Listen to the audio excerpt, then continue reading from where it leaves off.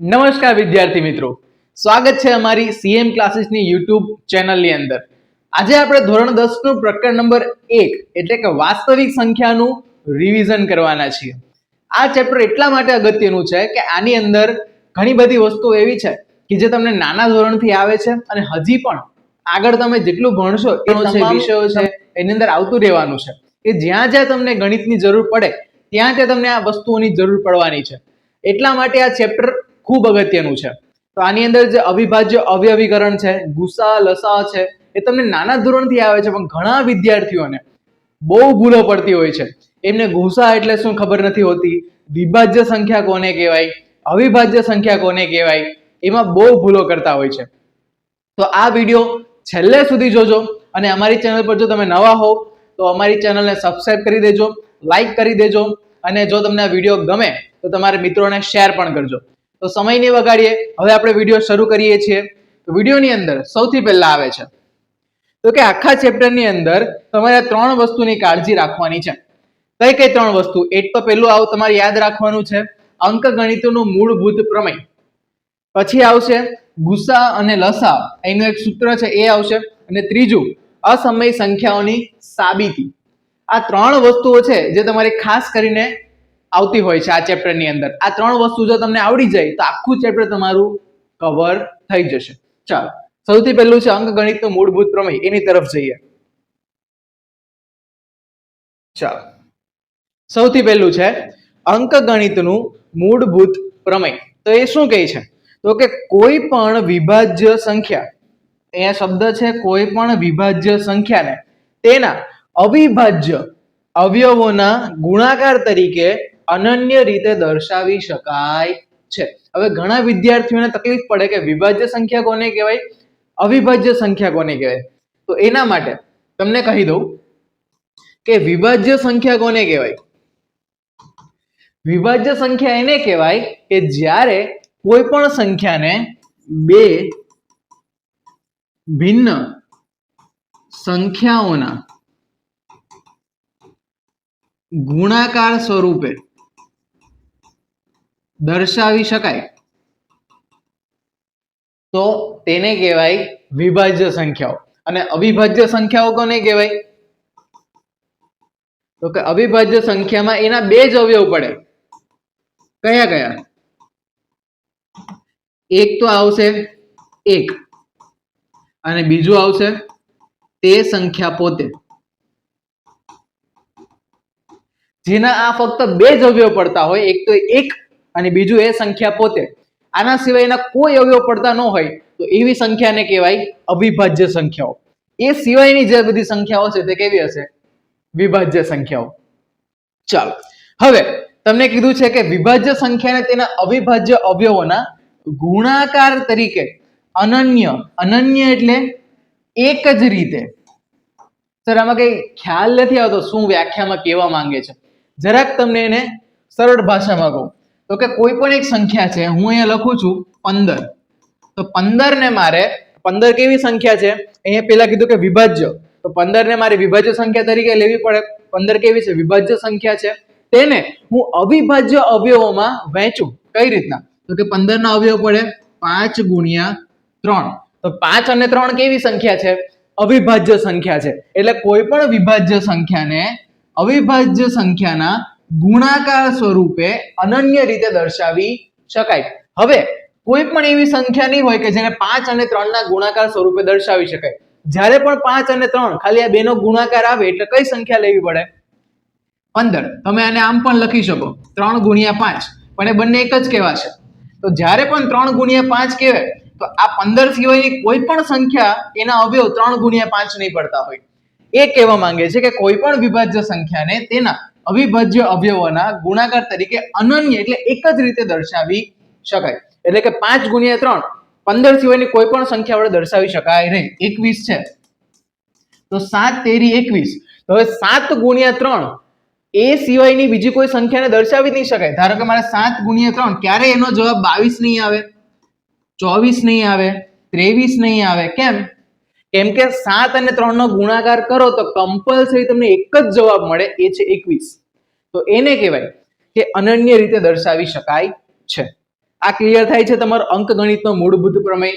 કદાચ ક્યાંક ખાલી જગ્યાની અંદર તમને આ વિધાન પૂછી લે તો ખાસ આનો સ્ક્રીનશોટ લઈ લેજો અને યાદ રાખી લેજો. ચાલો આગળ વધીએ. ચાલો હવે આવે છે અવિભાજ્ય અવયવીકરણ. ખાસ અગત્યનું છે. જો તમને અવિભાજ્ય અવયવ પાડતા હજુ નથી આવડતું તો ખાસ કરીને એને શીખી લેજો. એના માટે તમને ઘણી બધી ચાવીઓ છે તમને કહી રાખું છું. જેમ કે અવિભાજ્ય અવયવ પાડવો હોય ત્યારે બેની ચાવી. બેની ચાવી શું છે તો કે એકમના અંકમાં 0, 2, 4, 6 કે 8 આવતા હોય તો તેને 2 વડે ભાગી શકાય.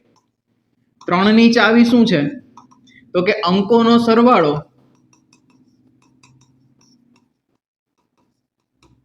3 વડે વિભાજ્ય હોવો જોઈએ. અને 5 ની ચાવી શું છે તો કે એકમનો અંક 0 કે 5 હોય. આ 3 ચાવી યાદ રાખો એટલે મોસ્ટ ઓફ તમારા દાખલા ગણાઈ જાય. જો આ 3 માંથી એક પણ ચાવી તમને કામ નથી લાગતી તો પછી આગળ અલગ અલગ સંખ્યા વડે ભાગાકાર કરો. જો 7 વડે નહીં થાય તો આગળ 11 વડે કરો, 11 વડે ના થાય તો 13 વડે કરો, 13 વડે ના થાય તો 17 વડે કરો, 17 વડે ના થાય તો 19 વડે કરો, 19 વડે ના થાય તો 23 વડે કરો. એ રીતના આગળ આગળ તમારે ગણતું રહેવું પડશે. ચાલો સૌથી પહેલું તમને આપેલું છે 140. તો 140 છે એનો એકમનો અંક કયો છે 0. એટલે હમણાં જ આપણે જો બેની ચાવીની અંદર જો એકમનો અંક 0, 2, 4, 6, 8 હોય તો એને 2 વડે ભાગી શકાય. તો પહેલા મેં 140 ને 2 વડે ભાગ્યું. તો જ્યારે મેં 2 વડે ભાગ્યું તો 140 ભાગ્યા 2 કરો એટલે કેટલો જવાબ મળ્યો 70. 70 માં એકમનો અંક કેટલો છે 0. તો ફરીથી એને 2 વડે ભાગી શકાય. તો એને 2 વડે ભાગ્યું તો કેટલો જવાબ મળ્યો 35. હવે મને એકમનો અંક કેટલો મળ્યો 5. તો હવે 5 ની ચાવી યાદ કરો કે જેના એકમના અંકની અંદર 0 અને 5 આવતું હોય તેને હું 5 વડે ભાગી શકું. તો 35 ભાગ્યા 5 કર્યું તો કેટલું મળ્યું 7. હવે શું કરવાનું જે તમારા જે અવયવ છે 2 ગુણ્યા 2 ગુણ્યા 5 ગુણ્યા 7 એને તમારે લખવાનું છે. તો કે 140 ના અવિભાજ્ય અવયવ કયા કયા છે તો કે 2 કેટલી વખત 2 વખત તો 2 ની 2 ઘાત, 5 1 વખત અને 7 આ રીતના લખવાનું છે. એની સામે 156 છે. એને પણ જો એકમનો અંક 6 છે તો 6 એટલે 2 વડે ભાગી શકાય. તો 156 ને 2 વડે ભાગું તો 78 મળ્યું. પાછો એકમનો અંક 8 મળ્યો. 8 ને ફરીથી 2 વડે ભાગું 39. હવે આને હું 3 વડે ભાગવાની કોશિશ કરું તો 3 વડે ભાગવું હોય તો તમારે શું કરવું પડે તો કે અંકોનો સરવાળો એટલે કે 39 છે એના અંકો કયા કયા છે 3 અને 9. 3 અને 9 નો સરવાળો કરો કેટલો થાય 9, 10, 11 ને 12. તો 12 જે છે તે 3 વડે ભાગી શકાય. હા 3 ચોક 12. તો 39 ને પણ 3 વડે ભાગી શકાય. તો 39 ને 3 વડે ભાગું તો 13 મળી ગયા. હવે 13 અવિભાજ્ય સંખ્યા એટલે ત્યાં અટકી જવાનું. તો આના પણ અવયવ શું મળ્યા 2 ગુણ્યા 2 એટલે 2 ની 2 ઘાત ગુણ્યા 3 ગુણ્યા 13. ખ્યાલ આવે છે અવયવ કઈ રીતના પાડવાના. ચાલો આગળ. હવે એની અંદર આવે છે ગુસા અને લસા. આમાંથી ગુસા અને લસા કઈ રીતના જોવાના ચાલો શીખવાડું તમને કે સૌથી પહેલું આવે છે ગુસા. ગુસા કઈ રીતના શોધાય તો કે બંનેમાંથી જે સામાન્ય અવયવ હોય સામાન્ય અવયવ કયા કયા છે તો કે બંનેમાં જો 2 ની 2 ઘાત કોમન છે ગુણ્યા 5 છે આમાં નથી, 7 છે બેયમાં નથી, એકમાં જ છે, 3 છે આમાં નથી, 13 નથી. તો ખાલી સામાન્ય શું છે બંનેમાં 2 ની 2 ઘાત. તો આનો ગુસા કેટલો આવી ગયો 2 ની 2 ઘાત એટલે 4. હવે શોધવાનું છે લસા.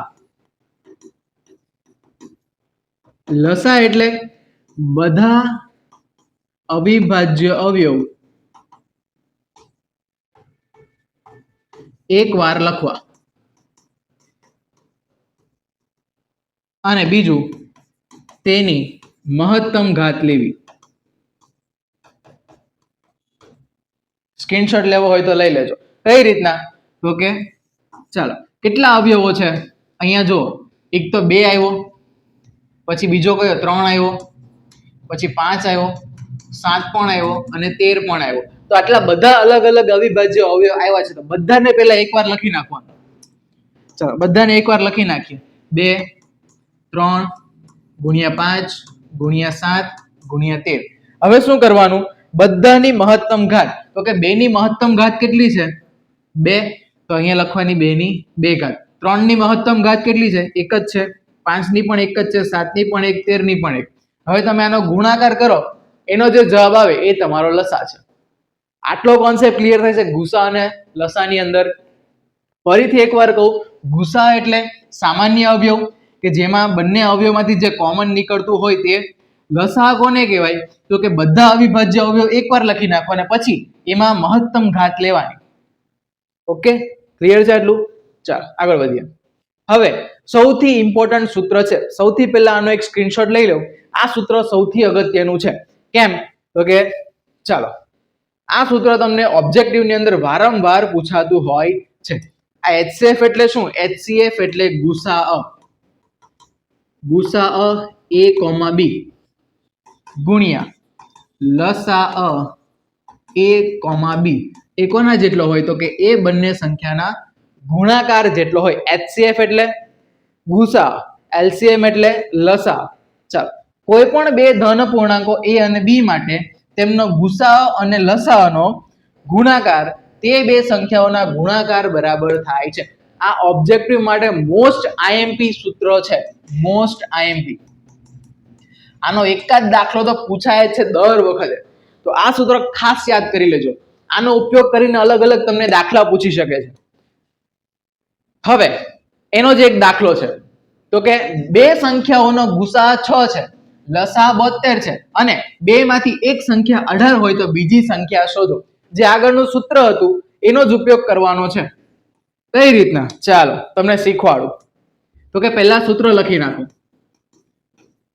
ગુસા a, b ગુણ્યા લસા a, b કોના જેટલું હોય, તો કે બંને સંખ્યાઓના ગુણાકાર જેટલું. ચલો આની અંદર તમને ગુસા કેટલો આપ્યો છે, ગુસા તમને 6 આપ્યો છે, ત્યાં લખ્યું મેં 6 ગુણ્યા લસા કેટલો આપ્યો છે 72. ચલો હવે એ બે સંખ્યાઓનો ગુણાકાર, તો કે એ બે સંખ્યાઓના ગુણાકારમાં એક સંખ્યા તમને આપી છે 18, તો b ની જગ્યાએ હું શું લખું 18 લખી દઉં. હવે આ જ 18 ગુણાકારમાં છે તો આના છેદમાં આવશે ભાગાકારની અંદર, તો એને શું લખાય 6 ગુણ્યા 72 છેદમાં 18 કોના જેટલું આવશે a જેટલું. ક્લિયર થાય છે આટલું? ચાલો તો હવે કેટલું થાય છે 18 ચોક 72, તો વધ્યું શું a બરાબર 6 ગુણ્યા 4 એટલે a બરાબર 6 ચોક ને 24. તો બે સંખ્યાઓ કઈ આવી ગઈ, એક તો 24 અને બીજી આપેલી હતી તે 18. તો આ સૂત્રનો તમને ઉપયોગ કરીને આ રીતના દાખલા પૂછી શકાય છે. આને અલગ અલગ રીતે પૂછી શકાય છે, પણ તમને જો આ સૂત્ર આવડતું હોય તો એના પરથી તમને ગમે તેવા દાખલા પૂછે તમને આવડી જશે. આગળ કરીએ. હવે આવે છે અસમય સંખ્યાઓની સાબિતી. હવે અસમય સંખ્યાઓની સાબિતી કઈ રીતના કરવાની છે, તો મોટા ભાગે સ્ટાન્ડર્ડ ની અંદર પૂછાતું હોય છે વર્ગમૂળમાં 2, વર્ગમૂળમાં 3, વર્ગમૂળમાં 5 કે 3 + 2 વર્ગમૂળમાં 5 એ અસમય છે તેવું સાબિત કરો. તો સ્ટાન્ડર્ડ વાળા માટે ખાસ આ જોઈ લેજો એક વખત કઈ રીતના સાબિતી કરવાની હોય છે. સૌથી પહેલું સ્ટેપ તમારું, જ્યારે પણ તમને આપે કે સાબિત કરો કે વર્ગમૂળમાં 5 અસમય સંખ્યા છે, અસમય સંખ્યા છે, તો સૌથી પહેલું સ્ટેપ કે જે તમને આપ્યું છે એના કરતા ઊંધું ધારી લેવું. અસમય આપ્યું છે, સમય ધારી લેવું. તો ધારો કે વર્ગમૂળમાં 5 સમય છે, આ તમે ધારી લીધું. આને કહેવાય કોન્ટ્રાડિક્શનની મેથડ. એટલે કે જે તમને આપ્યું છે એના કરતા કોન્ટ્રાડિક્ટરી, એટલે કે જે એના કરતા વિરોધાભાસી છે એને ધારી લેવું અને પછી નીચે પાછું એવું પ્રૂવ કરો કે આપણે જે ધાર્યું હતું તે ખોટું છે. એ રીતના. ચાલો હવે સમય છે તો સમય સંખ્યાને હંમેશા કેવા સ્વરૂપમાં લખી શકાય a/b અથવા તો m ના સ્વરૂપે લખી શકાય, પણ આમાં સાબિતી માટે આપણને a/b ની જરૂર પડે છે. તો લખ્યું આપણે વર્ગમૂળમાં 5 બરાબર a/b અને એની નીચે જે વિધાન છે આ વિધાન લખવું ખૂબ જરૂરી છે. જો તમે આ વિધાન નહીં લખો તો તમે જે નીચે સાબિત કરવા માંગો છો તે સાબિત નહીં કરી શકો. એટલા માટે તમારે ખાસ આ વિધાન લખવું પડશે. કયું? તો કે જ્યાં a અને b પરસ્પર અવિભાજ્ય છે. એનો અર્થ શું થાય? તો કે એ બંનેનો જે ગુસા છે એટલે કે a અને b નો એ કેટલો છે 1. એટલે કે a અને b કેવી સંખ્યાઓ છે? પરસ્પર અવિભાજ્ય છે. એટલે કે a અને b નો ગુસા લેવા જાવ તો કેટલો આવવો જોઈએ? 1. એમાંથી એક પણ સામાન્ય અવયવ નીકળતો હોવો જોઈએ નહીં, પણ આપણને છેલ્લે એવું મળશે કે છેલ્લે કંઈક બંનેમાં સામાન્ય નીકળે છે. ચાલો આગળ તમને કહું કઈ રીતના. ચાલો હવે સાબિતી કરીએ. આપણે આગળ ધારી લીધું, હવે અહીંયા કરીએ કે જો વર્ગમૂળમાં 5 બરાબર a ના છેદમાં b આવ્યું છે, તો હવે હું શું કરું? બંને બાજુ વર્ગ લેતા, બંને બાજુ વર્ગ લઉં તો શું થાય? વર્ગમૂળમાં 5 નો વર્ગ બરાબર a ના છેદમાં b નો વર્ગ, તો લખાય 5 બરાબર a સ્ક્વેર ના છેદમાં b સ્ક્વેર. આ b સ્ક્વેર આ બાજુ જાય તો 5b સ્ક્વેર બરાબર a સ્ક્વેર. તો આને લખાય હવે કે અહીં a સ્ક્વેર નો એક અવયવ 5 છે, માટે એનો પણ એક અવયવ 5 છે. a સ્ક્વેર નો એક અવયવ 5 છે, કેમ કે a સ્ક્વેર જે છે તે 5 ના ગુણાંકમાં છે. કેમ? તો કે ધારો કે હું કંઈક સંખ્યા લખું 10, એને કઈ રીતના લખી શકાય? 5 ગુણ્યા 2. એટલે અહીંયા જે સંખ્યા છે 2 તમને આપી નથી, પણ એને તમે ધારો કે x છે, તો મને એટલી ખબર છે કે 10 જે છે તે 5 ના ગુણાંકમાં છે, એટલે એનો એક અવયવ કેવો છે? 5 છે. તો સેમ અહીંયા એવું જ કંઈક છે. a સ્ક્વેર બરાબર 5b નો વર્ગ, એટલે a સ્ક્વેર જે છે એનો એક અવયવ કોણ છે? 5. એટલા માટે મેં લખ્યું a સ્ક્વેર નો એક અવયવ 5 છે. તો પ્રમેય છે આપણી પાસે, એના પરથી લખ્યું કે a નો એક અવયવ પણ 5 છે. તો હવે જો એનો એક અવયવ 5 હોય તો એને આ રીતના પણ લખી શકાય, a બરાબર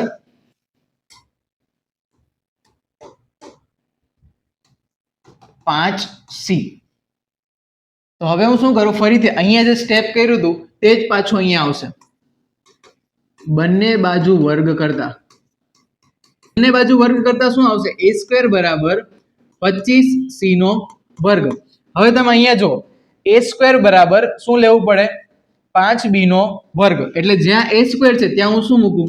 5b નો વર્ગ. સામે કોણ હતું? 25c નો વર્ગ. તો હવે અહીંયાની 5 5 25, તો આન્સર શું આવ્યો? તો કે b સ્ક્વેર બરાબર 5c નો વર્ગ. તો અહીંયા પણ જો b સ્ક્વેર નો એક અવયવ 5 છે, માટે b નો પણ એક અવયવ 5 છે, માટે a અને b નો સામાન્ય અવયવ 5 છે, જે વિરોધાભાસ છે. માટે આપણી ધારણા ખોટી છે.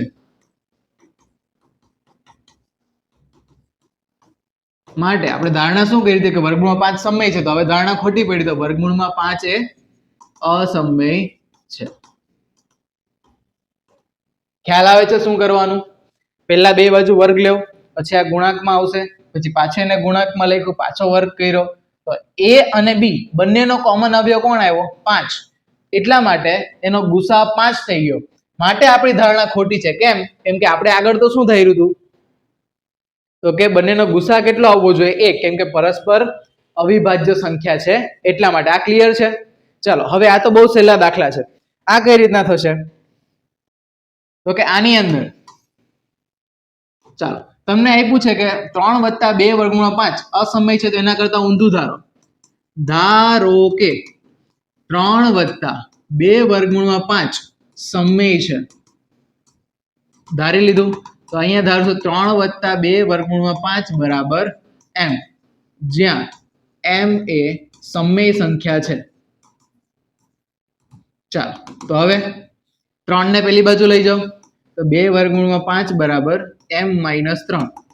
હવે 2 જે છે એને ભાગાકારમાં લઈ જાઓ, તો આ આવ્યું m - 3/2. અહીં m - 3/2 એ સમય છે. પણ વર્ગમૂળમાં 5 એ અસમય છે, માટે આપણી ધારણા ખોટી છે. માટે 3 વત્તા 2 વર્ગમૂળમાં 5 એ અસમય છે. સૌથી સહેલી રીત છે, જો આ દાખલા પૂછાય ને તો 2 માર્ક્સ ની અંદર પૂછાય, રોકડા માર્ક્સ આવી જાય છે. તો આ દાખલા છે કે જે તમારે યાદ રાખવાના છે. પહેલું શું હતું? અંકગણિતનું મૂળભૂત પ્રમેય. બીજું અવિભાજ્ય અવયવીકરણ, એના પરથી ગુસા અને લસા અને એનું એક સૂત્ર. અને ત્રીજું છે અસમય સંખ્યાની સાબિતી. આ 3 વસ્તુ કરો એટલે તમારું આખું ચેપ્ટર ક્લિયર થઈ જશે. ઓકે, એ સિવાય ઓબ્જેક્ટિવ ની અંદર તમારે જે ધ્યાન રાખવાનું છે તે કયું છે? તમને કદાચ એવું પૂછે કે ધારો કે ક્રિયાઓ છે સરવાળો અને બાદબાકી, એની અંદર જો તમને સમય અને અસમય સંખ્યાનો સરવાળો આપ્યો હોય, એટલે કે પહેલી સંખ્યા સમય છે, બીજી છે અસમય, તો એનો સરવાળો કે બાદબાકી કરો તો તમને આન્સર હંમેશા કેવો મળે? અસમય જ મળે. જેમ કે 3 વત્તા વર્ગમૂળમાં 5, તો એક સમય એક અસમય, તો આખો જવાબ કેવો મળ્યો તમને? અસમય. અહીંયા તમને હજી એક ઉદાહરણ આપ્યું છે. પછી જો તમને શૂન્ય એટલે શૂન્ય સિવાયની કોઈ સંખ્યા, કઈ સમય અને અસમય, જો એનો ગુણાકાર કરો તો હંમેશા કેવો આવે? અસમય. એનું એક ઉદાહરણ આપ્યું, જો એક સમય એક અસમય, તો એનો ગુણાકાર કે ભાગાકાર કરો તો હંમેશા એનો જવાબ કેવો આવે? અસમય. શોર્ટ ટ્રીક એ રીતના યાદ રાખો કે એક સમય અને એક અસમય આપે તો હંમેશા એનો જવાબ અસમયની અંદર જ આવે. પણ તમને બીજું એક આપું કે જો બંને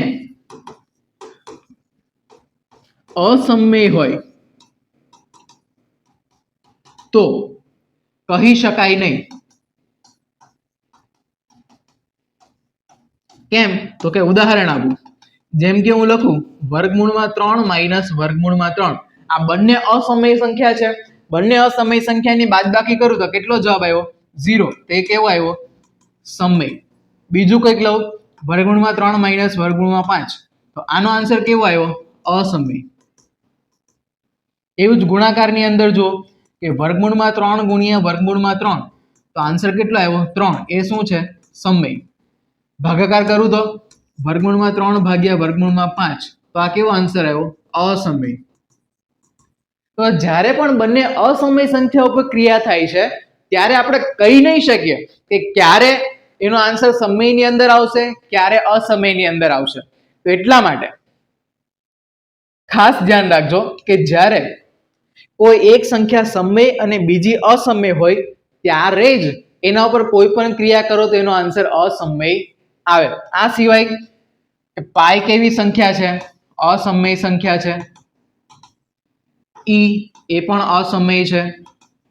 અથવા તો તમને આવી સંખ્યા આપે 0.10 100 1300, આ રીતના જતી રહી, તો આ કેવી સંખ્યા છે? અનંત અનાવૃત.